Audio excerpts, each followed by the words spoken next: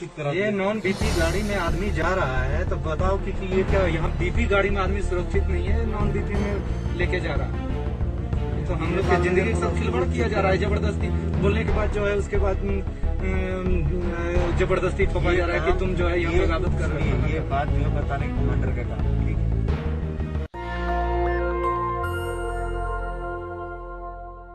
नमस्कार, मैं शंभू कुमार सिंह और आप देख रहे हैं सदस्य। ये वीडियो देखा आपने? ये वीडियो सोशल मीडिया पर वायरल है। इसको राहुल गांधी ने ट्वीट किया है। राहुल गांधी ने लिखा है कि 8,600 करोड़ का जहाज मंगवाने वाले प्रधानमंत्री जो खुद को राष्ट्रवादी कहते हैं और जिसके राष्ट्रवादी होने का ढोंग करते हैं, जिस सरकार में जो सरकार, उसमें सबसे ज़्यादा जवान शहीद हो रहे हैं। ये जवान खुद बातचीत आपने मोन्टाज में देखा होगा, एक बार फिर से सुन लीजिए पहले।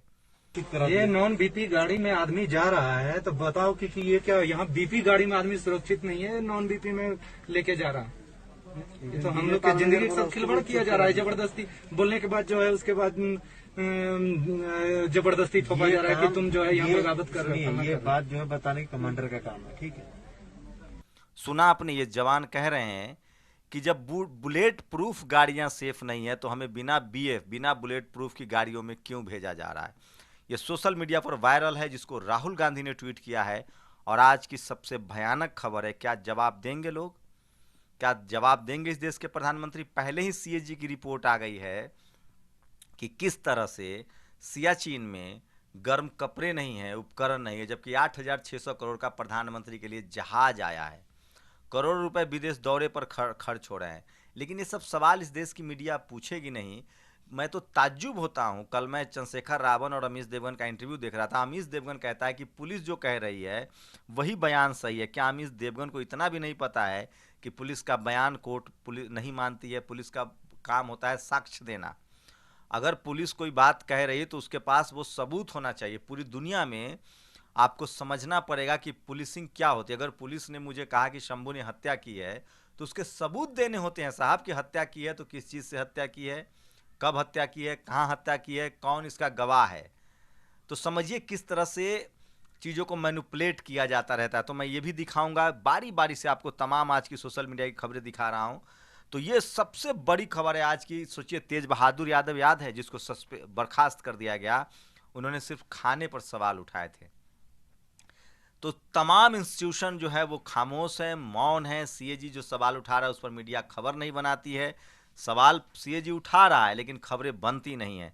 ये एक वीडियो सोशल मीडिया पर वायरल हो रहा है। देखिए किस तरह से पुलिस वाले गन्ने के खेत में अपराधी को ढूंढ रहे हैं और वहाँ मोबाइल बज रहा है और कैमरामैन लेके ढूंढ रहे हैं। मतलब वीडियो भी बनाया जा रहा है। ये है यूपी पुलिस। वहीं एक हाथरस को लेकर खबर आ रही है कि अब कहा जा रहा है कि नक्सलियों से जोड़ा जा रहा है। मतलब गजब है इस देश की हकीकत।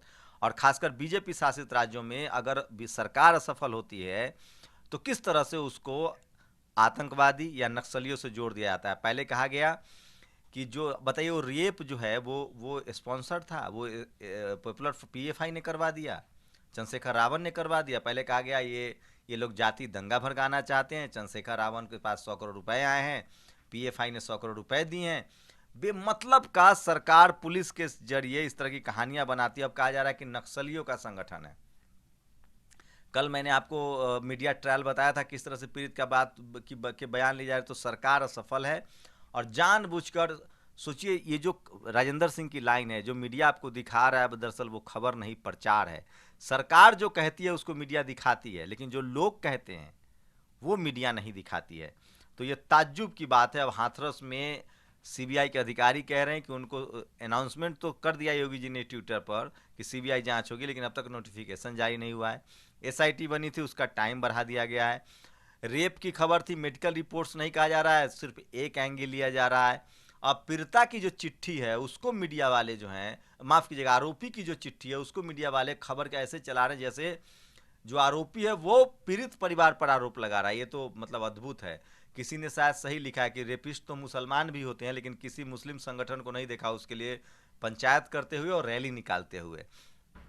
रेपिस्ट तो कोई दलित भी हो सकता है, लेकिन नहीं देखा किसी दलित रेपिस्ट के लिए उसका समाज खड़ा हो और उसके लिए आंदोलन निकाले। इसीलिए सत्येंद्र लिखते हैं कि क्या वाल्मीकि समाज को अब भी लगता है कि वो हिंदू है और हिंदू है तो हिंदू संगठनों ने उसकी बेटी के न्याय के लिए क्यों नहीं आवाज़ उठाई, उसकी जाति क्यों पूछी जा रही है। वहीं ठीक दूसरी तरफ आप देखेंगे कि लगातार तमाम राज्यों में घटनाएं होती हैं, लेकिन सरकार उसका बचाव नहीं करती है, आरोपियों का तो कम से कम बचाव नहीं करती है। हाथरस में दिख रहा है कि मीडिया हो या सरकार हो, आरोपियों का बचाव किया जा रहा है। किस आधार पे? उसका आधार है सिर्फ जाति। तो ये आपको समझना पड़ेगा। रेप तो राजस्थान में भी हो रहे हैं बहुजन मिट्टियों के, लेकिन सरकार कार्रवाई करती दिख रही है, सरकार कम से कम बचाव नहीं कर रही है आरोपियों को। तो ये बड़ी खबर है। दूसरी बड़ी खबर है जबलपुर मेडिकल कॉलेज से में फिर से एक बार रोहित वेमुला की तरह हत्या हुई है। एक संस्थानिक हत्या हुई, एमडी कर रहे हैं शेड्यूल ट्राइब के एक छात्र को जातिवादी लोगों ने लगातार टॉर्चर किया, उनसे रैगिंग की और उनको आत्महत्या करने के लिए मजबूर किया। ये ठीक पायल तडवी रोहित वेमुला की तरह मामला है, लेकिन चूंकि हमारे पास टीवी अखबार नहीं है, चैनल नहीं है। पिंकी सराहिया ने पहले ही दिन, वो खुद जबलपुर मेडिकल कॉलेज में हैं, डॉक्टर हैं, उन्होंने इसको शेयर किया था, फेसबुक पर लिखा था, उसके बाद मैंने वीडियो डाला था, लेकिन हमारे पास उतनी ताकत नहीं है। लेकिन मैं कंटिन्यू इस खबर को आगे बढ़ाऊँगा। और ये देखिए कि किस तरह से नक्सलियों के और सबसे अंत में नक्सली कनेक्शन का ठेका भी पूरा हुआ। देश में दलित मुस्लिम बच्ची के साथ रेप होने पर दैनिक जागरण बलात्कारियों के साथ खड़ा हो जाता है। सरकार गोड से मीडिया को झुकने के लिए कहती है तो यह तलवे चाटने लगता है। वहीं दूसरी तरफ मुंबई हाई कोर्ट ने पत्रकारों को लेकर एक बड़ा सवाल उठाया है, चैनलों को लेकर बड़ा सवाल उठाया कि क्या चैनल पुलिस को आदेश दे सकती है या खबर दिखाएगी, रिपोर्ट दिखाएगी। दरअसल चैनल और अखबार जो है वो मैनिपुलेट कर रहा है, वो रिपोर्ट नहीं दिखा रहा है, वो मीडिया ट्रायल करता है, वो जांच को प्रभावित करता है और एक पब्लिक परसेप्शन बनाता है कि किस तरह से इस चीज़ को अच्छा घोषित करना है या बुरा घोषित करना है। तो इसको लेकर एक बड़ा जो है वो सवाल उठाया है। शीतल पी सिंह ने इस पोस्ट को लिखा है कि किस तरह से मुंबई हाई कोर्ट ने जो है वो सवाल उठाए हैं, उस सवाल का जवाब देना चाहिए। टीवी चैनलों की क्रांति के दिन पूरे होने वाले हैं। सुप्रीम कोर्ट से लेकर विभिन्न हाई कोर्ट में हो रही स्क्रूटनी में चैनलों को अभिव्यक्ति की स्वतंत्रता के अधिकार और फ्री प्रेस के तर्क के पीछे छिपने की कोशिश पर पकड़ा गया है। सुदर्शन टीवी से लेकर रिपब्लिक टीवी तक को तक सब कोर्ट में हकला रहे हैं। सुशांत सिंह राजपूत प्रकरण पर टीवी चैनलों ने जो दंगा काटा है और जैसे पुलिस, सीबीआई, FCL आदि संस्थाओं को स्टूडियोज में कोर्ट लगाकर तबाह किया, उसे सब हिल गए हैं। खुली चोरी और सिनाजोरी का है निजाम पिछले 10-12 वर्षों में फला फूला है। केंद्र में मोदी जी के सत्तारूढ़ होने के बाद तो इसको ऐसा बर्दाश्त मिल गया था कि इसने खुद को सुप्रीम कोर्ट से भी बड़ा कोर्ट में तब्दील कर लिया और लगा फैसला सुनाने। हर अति का अंत दुर्घटनाओं में ही होता है, जिसकी कीमत बहुत सारे निर्दोष चुकाते हैं। TRP लूटने के इस आपराधिक दौर की कीमत देश के मीडिया के इन जर्नल चुकानी पड़ेगी। उन पर अविश्वास पैदा हो चुका है और अब उन्हें तमाम तरह के दमन का सामना करना पड़ रहा है। Media trial in Sushant case, it is media job to advise investigation agency on how to conduct probe. Supreme high court ने पूछा है कि क्या ये मीडिया का काम है कि वो बताए कि किस तरह से जांच होनी चाहिए। उदित राज ने एक पोस्ट लिखा है, 2-4 मुसलमान या मुस्लिम नक्सली संगठन जैसे PFI को पकड़कर साजिश करता करार करके हाथरस की घटना को दबाने की कोशिश हो रही है। और ये देखिए छत्तीसगढ़ के जांजगीर चांपा के 28 वर्षीय मेडिकल छात्र की जो हत्या हुई है। कंगना रनावत के खिलाफ एक बड़ी खबर है। कंगना रनावत के खिलाफ कर्नाटक के एक कोर्ट ने FIR करने के आदेश दिए हैं और कोर्ट का कहना है कि उन्होंने किसानों को जिस तरह से आतंकवादी कहा है, उसको लेकर लोअर कोर्ट ने उनको केस दर्ज करने के लिए कहा है। और बंगाल में जिस तरह से बीजेपी धरना प्रदर्शन कर रही है, ममता जी भी लगता है उसी के स्टाइल में निपटा रहे हैं, केस दर्ज कर रहे हैं। तो ये बीजेपी को सोचना चाहिए। सोचिए, बीजेपी और योगी आदित्यनाथ ने ये ट्रेंड शुरू किया था कि विपक्षियों को लाठी मारो, जेल में डाल दो, पत्रकार सवाल पूछे उनको जेल में डाल दो। और ये ट्रेंड अब उद्धव ठाकरे सीख गए हैं। ये ट्रेंड जो है अब ममता बनर्जी अपना रही है, हो सकता है कांग्रेस वाले भी अपना ले। तो इसमें सबसे ज़्यादा नुकसान SC ST OBC माइनॉरिटी को होगा। तो ये बड़ा गलत ट्रेंड चल रहा है जो कि बहुत ही खतरनाक है।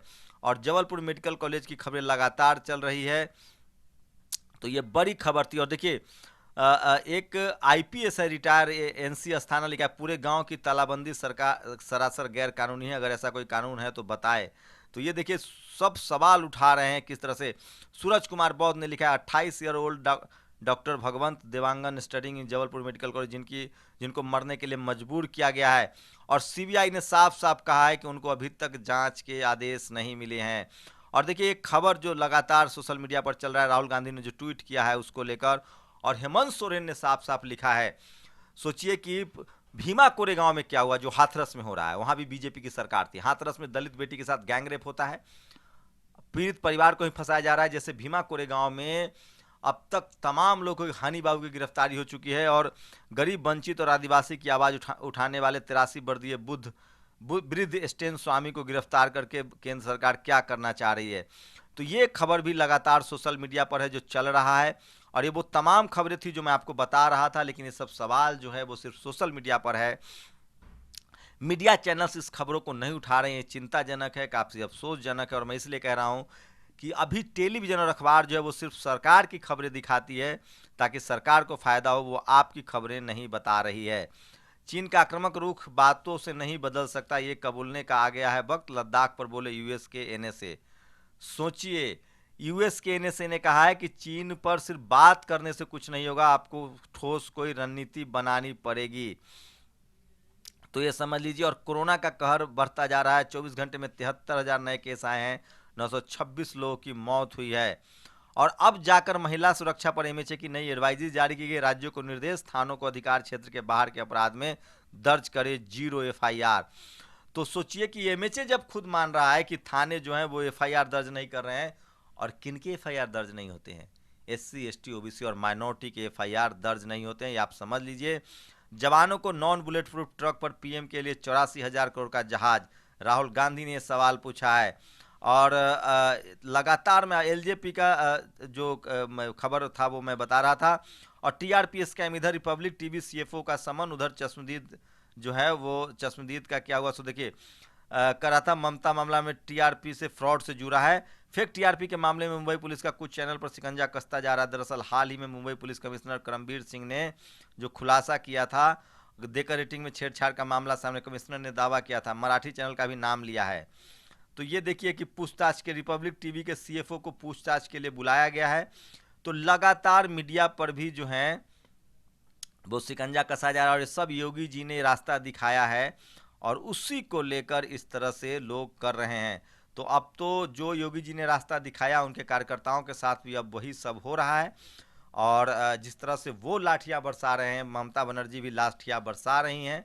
तो दोनों तरफ से चल रहा है, लेकिन पीस सब जगह एससी, एसटी, ओबीसी और माइनॉरिटी के लोग रहे हैं, बहुजन समाज के लोग ही लग रहे हैं। एक दूसरी बड़ी खबर है कि अभी भी संविधान और कोर्ट पर भरोसा रखिए। संविधान जब तक है तब तक आपके अधिकार बचे हुए हैं। गोरखपुर से जो धीरेन्द्र कुमार हैं, उनकी रिहाई की खबर आ रही है। मैं अभी पुख्ता नहीं हूं, लेकिन बात करके बताऊंगा। कौशल पवार ने लिखा है, कभी सुना है कि ऑनर किलिंग कर घर वालों ने एफआईआर करवाई हो और पुलिस ने रात में पेट्रोल से लाश जला दिया हो? हाथरस को लेकर उन्होंने सवाल उठवाया है। सोचिए, बीबीसी लिखता है, बीबीसी ने रामविलास पासवान के मरने के बाद भी अपमान किया है। मौसम विज्ञानी रामविलास पासवान नहीं रहे। मीना कोटवाल ने लिखा है, जब जनउधारी पत्रकार होंगे तो यही होंगे। और डीएम हत्याकांड, दलित डीएम हत्याकांड मामले में सजा काट रहे बाहुबली नेता आनंद मोहन के बेटे चेतन आनंद को राजद ने शिवहर से अपना उम्मीदवार बनाया। अब क्या कहा जाए इस पर, जिसका हत्यारे का बेटा को टिकट दिया जा रहा है? कह दीजिएगा कि कोई संबंध नहीं है, बिल्कुल अच्छी बात, मैं भी मानता हूँ उसका पिता हत्यारा है, उसकी क्या गलती है। काश इस देश के हर एससी, एसटी, ओबीसी, माइनॉरिटी को ये प्रिविलेज होता। तेजस्वी यादव जी, आपसे ऐसी उम्मीद नहीं थी। चलिए, देखा जाएगा, जो होगा सो। चुनाव जीतना है उनको, किसी कीमत पर चुनाव जीतना चाहते हैं। ये सब बीजेपी से लोग सीख रहे हैं राजनीति की गंदगी। आप साध्वी प्रज्ञा को टिकट दे रहे हैं, जो आतंक की आरोपी है, वो हत्या में के जेल काट रहे हैं, उसके बेटा को टिकट दे रहे हैं। क्या कीजिएगा? इसी तरह से अनंत सिंह को टिकट दिया जा रहा है। मैं इससे सहमत नहीं हूं। और नक्सली तो राजनीति सबसे अपने नीचे स्तर पर। धीरेन्द्र प्रताप रिहा हुए, संविधान ने अपना काम किया, संविधान जिंदा रहेगा जब तक बहुजन जिंदा रहेगा। सत्यार्थी ने लिखा है, टीआरपी आरे आई तो चैनल आपस में लड़ पड़े, जाति आरे आती तब जाति जाति भी तो कैसे। और एक बड़ा घोटाला हुआ है, जितेंद्र नारायण ने लिखा है, 32,000 करोड़ का आयरन और एक्सपोर्ट घोटाला हो गया है, हमें टीआरपी घोटाले में उलझाया जा रहा है। 32,000 करोड़ का आयरन घोटाला, देश की बेशकीमती प्राकृतिक संपदा और मोदी ने लूटने की छूट दिया। 2014 से पहले आयरन और एक्सपोर्ट पर 30% एक्सपोर्ट ड्यूटी था, यानी एक्सपोर्ट महंगा था, केवल पीएसयू को एक्सपोर्ट की इजाजत थी। ऐसा इसलिए किया गया था ताकि देश में आयरन आर की कमी न हो, देश के स्टील प्लांट सुचारू रूप से चलते रहे। मोदी ने 2014 के बाद चीन, ताइवान, साउथ कोरिया और जापान को आयरन और एक्सपोर्ट किया। एक्सपोर्ट पर 30% ड्यूटी से बचने के लिए कानून लाया गया कि अगर आयरन कोर को आयरन प्लेट के रूप में एक्सपोर्ट किया जाए तो वो ड्यूटी फ्री होगा। आयरन प्लेट यानी लोहे के छोटे बाल या टुकड़े आयरन को टुकड़े में बदल दो और ड्यूटी फ्री माल कमाओ। प्राइवेट कंपनियों ने लाइसेंस नहीं होने के बावजूद 40,000 करोड़ का ड्यूटी फ्री एक्सपोर्ट कर 12,000 करोड़ की ड्यूटी बचा ली। ऐसे अपराध पर फाइन 20,000 करोड़ का बनता है, यानी 32,000 करोड़ का घोटाला मोदी कर चुका है। 32,000 करोड़ का 50% हुआ है या कुछ और। सेल के स्टील प्लांट को कैसे बर्बाद कर बेचने की कोशिश हुई है, ये भी घोटाला उसका सबूत है। ये कृष्ण अय्यर ने ये पोस्ट लिखा है जो आपको समझना पड़ेगा। और ये तमाम वो बड़ी खबरें हैं जो मैं आपको बता रहा था। और सोचिए कोरोना काल में 6 महीने से स्टीफन कॉलेज के डॉक्टरों को तनख्वाह नहीं मिल रही है, और लास्ट में फिर से वही जबलपुर में एक बहुजन डॉक्टर को मरने के लिए मजबूर किया गया है जाति की वजह से। तो ये वो तमाम बड़ी खबरें थी जो मैं आपको दिखा रहा था। और आप लोग की क्या प्रतिक्रिया है, वो ये तमाम वो बड़ी खबरें हैं, ये तमाम वो राय हैं जो आपको टीवी अखबार नहीं दिखाएगा, आपके लिए इंटरेस्टिंग नहीं लगेगा। मेरा बैकअप प्लान अच्छा नहीं होता है, मेरे पास बहुत टेक्नोलॉजी नहीं है, हम साधारण तरीके से वीडियो बनाते हैं, लेकिन आप तक हमारी कोशिश होती है कि वो खबरें जिसमें भय, भूख, भ्रष्टाचार हो, जो आपके सरोकार की खबरें हो, जो आपकी पढ़ाई लिखाई की खबरें हो, जो देश की सुरक्षा की खबर हो, जो सेना के जवानों के, किसानों के से जुड़ी खबरें हो, जो समस्याएं हो, वो हम दिन भर चुन के छांट के आपको लाते हैं।